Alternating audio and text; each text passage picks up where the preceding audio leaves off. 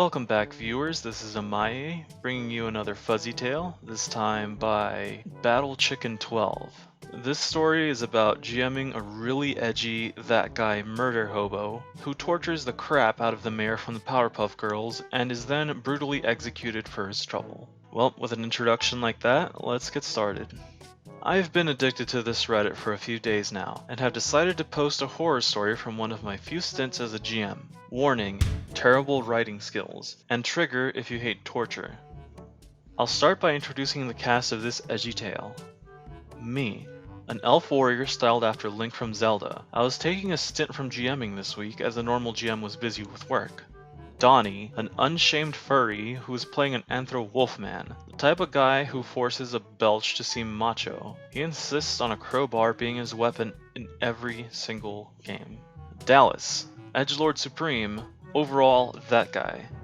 He is the problem child for this horror story. His character is a half human and half demon, and when he isn't brooding in the corner, he's most certainly thinking about his obligatory traumatic past. He is playing a rogue that uses exclusively throwing knives. Sam, our normal GM, was busy at his job this week, so I had volunteered to take his place since I had been wanting to do so for a while now. I took a good solid night coming up with the quest and the details for the session, and on that day of the session I was ready and eager. I had the players start out in their obligatory tavern and introduce the standard messenger to recruit for the quest. There was a town that had been grinding up adventurers like hamburger meat, and several of the families had pooled money together to send someone to investigate. Dallas and Donnie were both eager to earn the reward since it was a substantial sum. I believe it was about 500 gold. So they quickly accepted and went off to the town.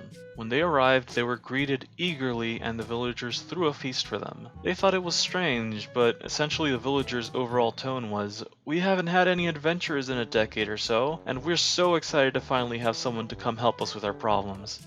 They quickly noticed something weird about the mayor. Basically, just a copy of the one from the Powerpuff Girls, but they were enjoying the roleplay from the feast. Long story short, Donnie ended up in a barn with two local women, and Dallas was holed up in the local inn, Brooding. In the middle of the night, they were greeted by a large scratching and screeching sound and quickly discovered it was a massive horde of rats. Think Vermintide.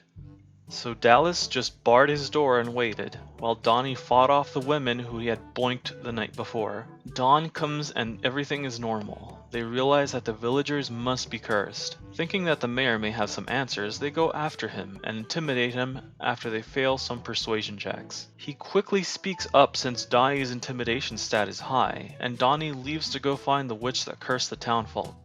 Dallas, however, decides something different. He smacks the mayor in the face and hogties him. I warned Dallas, you can already tell he doesn't know anything else, there's no need for this. And he says, "I know there's more. I have no mercy for cowards." And then he proceeds to say, "I jam my knife under his fingernails and rip them off." Donnie was laughing at the description of the babbling and sobbing mayor, but he sort of stops and goes quiet at this point. "Dude, just stop. You're wasting time." Dallas gets mad and insists I let him roll for intimidation. I tell him, the check would be like a 1 since he's already on the verge of pissing his pants. So Dallas decides in a Dragon Age universe, which includes some very aggressive and murdery Templar holy men, to unveil his demon side in an attempt to scare this mayor even further. At this point, I decide I'm gonna dig the hole deeper for him since I've grown tired of his constant edgelord brooding bullpoop, and was hoping that he would derp his way into a dead character. Okay, Dallas, my character, Donnie's character, and the mayor's secretary, including the mayor, all see that you are a demon. The secretary shrieks loudly calling for help, and the mayor pisses himself. My character is red in the face and draws his weapon, ordering you to stop. Donnie says, my character shakes his head and walks out the door. Dallas then starts to throw a fit about why my character has drawn a weapon. He questions why I'm being so soft, and he says something along the lines of, "Sam wouldn't care. You're being a beach." I realized that Sam would indeed care, and so I hatched a plan to kill this character. I know this is malicious and over the line, but I was seeing red at this point, and I was a green GM. I decided I'm gonna essentially lay a course for him to be captured and executed for what he did. Only thing is, I'll give him about 5 chances to get out of it untouched. Donnie's character and Dallas finish the quest, and they save the town. However, when they return to get their reward, there's a full platoon of about 20 armed to the teeth Templars waiting to arrest Dallas. "What the fudge is this?"